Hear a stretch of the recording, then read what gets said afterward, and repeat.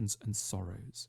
Religion may well have been a deep illusion, but it was an important illusion that we need to understand with sincere depth and compassion in order to know how to create functioning secular societies in our own time. Okay. Iba rin yung take niya, di ba? Sige, let's try to... Sige, ano yung nakuha natin sa mga sinabi ng presenter?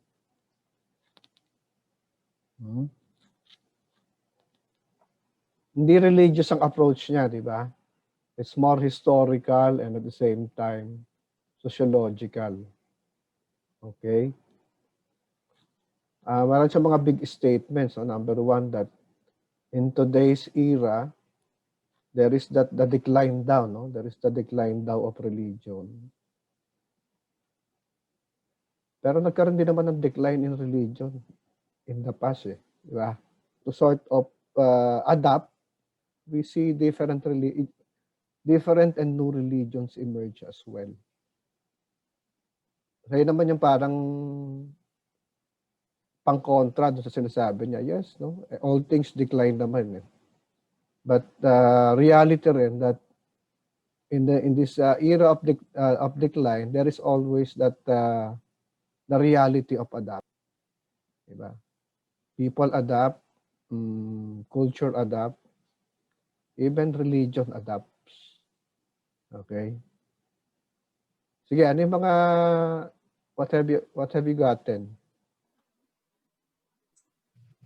That religion is not just more than being like a way of life, more than being something like a guide, because that's what we always think of it usually for, right? It's a comfort, because people, they just need somewhere to take their frustrations and sorrows, like it was said in the video.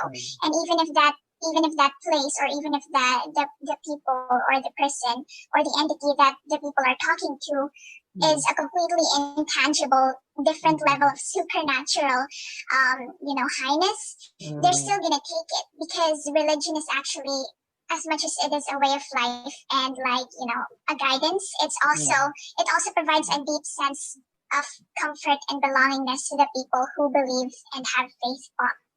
Okay. So tinignan naman niya yung psychological aspect of religion. Diba? Anumang panahon, we would always be in need, no, of something or someone to comfort us, to give us hope. And ayun yung continuously being provided, no, by faith, by religion, by beliefs. Okay? So tinignan niya, what is the sociological function of religion? Diba?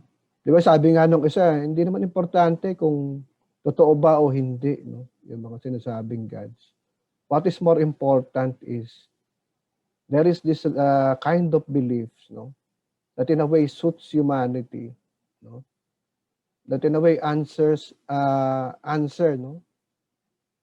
the needs of humanity that science can never answer.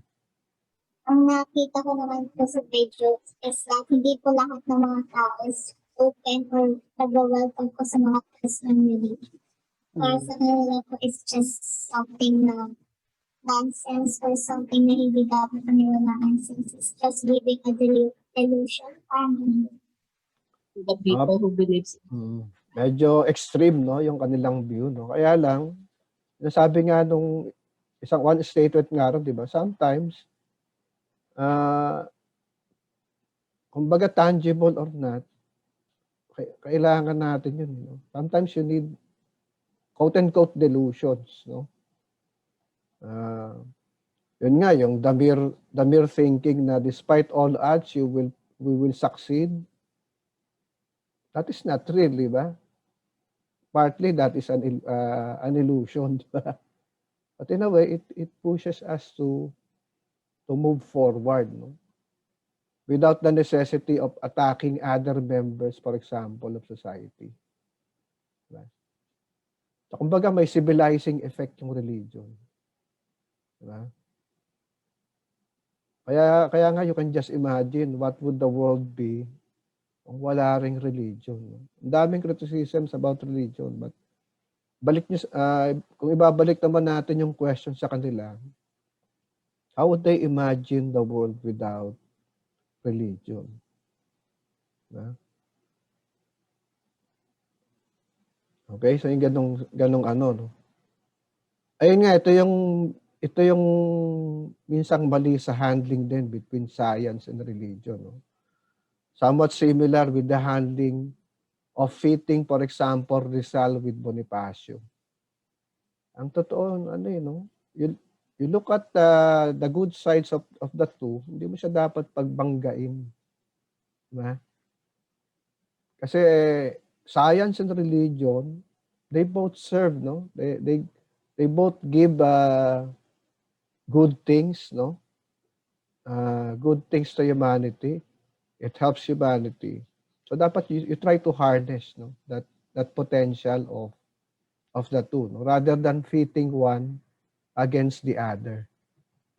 Ngayon kasi ganun yung ginagawa, di ba? Tsaka sa totoo lang, even science, when you try to check on science, ang dami ring mga hallucinations ng science. Get it? Kasabihin mo that the world is, paano nagsimula ang mundo?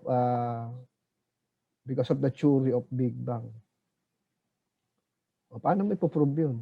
Naandun ka ba nung naganap yung Big Bang? Wala ka naman dun, di ba? You just believe.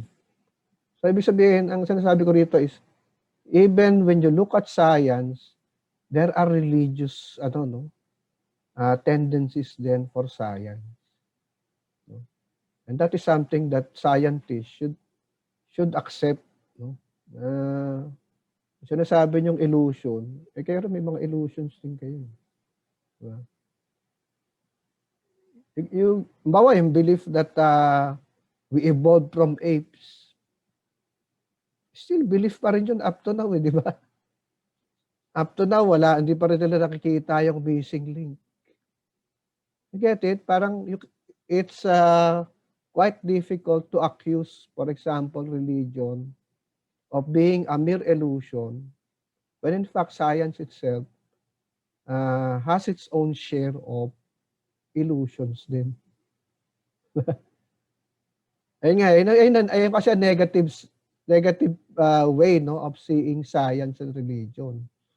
Pero ang positive way kasi is tingnan mo paanong both science and religion ay nakakatulong, no, in bettering the lives of people and society, as well as in making us good individuals.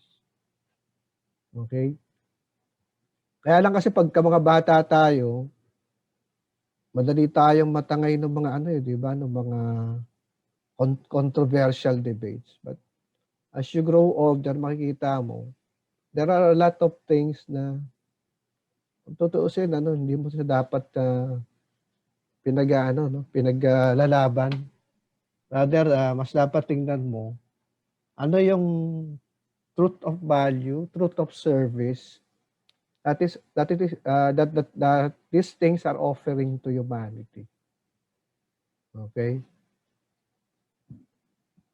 Kayo, how do you imagine the world without religion? Ano kayang klaseng world meron tayo? No? Assuming people do not have religion, people do not have concepts of God, anong klaseng world, no, would we possibly be having, no, today and in the future? Pero sabi kasi ng iba, di ba, let us stick to reason. Is that possible? There are a lot of things in the world that you cannot reason out, di ba? Reality yun. No? At the end of reason, there can only be faith. And at the end of faith, there is science. For example, naniwala ka that you can do this. Diba? In the process, di ba, you find the reason and science on how can you do a thing. Diba?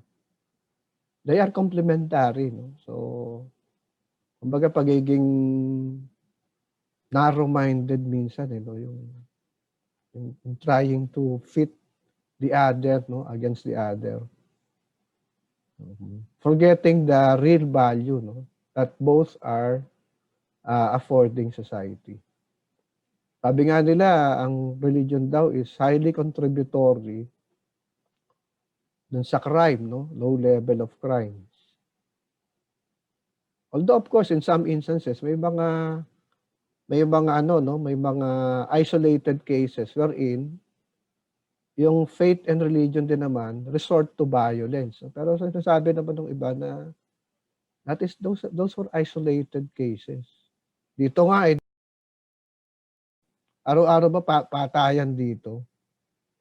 Hindi naman ganun ang real occurrence, di ba? Diba yun yung pinapoint natin? Kaya nga in a way, yung attributing violence to religion is in itself mali rin. Diba? Kasi bumisita, lalo na yung attributing violence to Islam. Sige nga, bumisita nga kayo ng mga Islamic countries. Subukan nyo mag-record. Araw-araw ba nagpapatayan yung mga tao doon all because of religion? Hindi naman ganun. Yun. There are even high level of crimes in society. Punta ka sa you try to tally yung mga statistics nila about crime.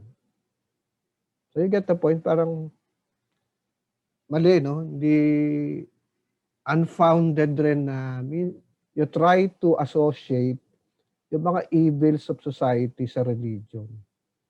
When in reality, religion itself, wala ka naman nabasa sa mga sacred texts na magpatayang kayo, walang ganun, di ba? O manlamang ka sa kapwa mo, actually, it's the opposite. Di ba? O meron mga violenting grupo na who are preaching, no, in the name of religion, you try to check taliwas sa sinasabi ng religion, no, that they are using the same actions of violence nila. O the same acts of violence. Okay? Praise the Lord.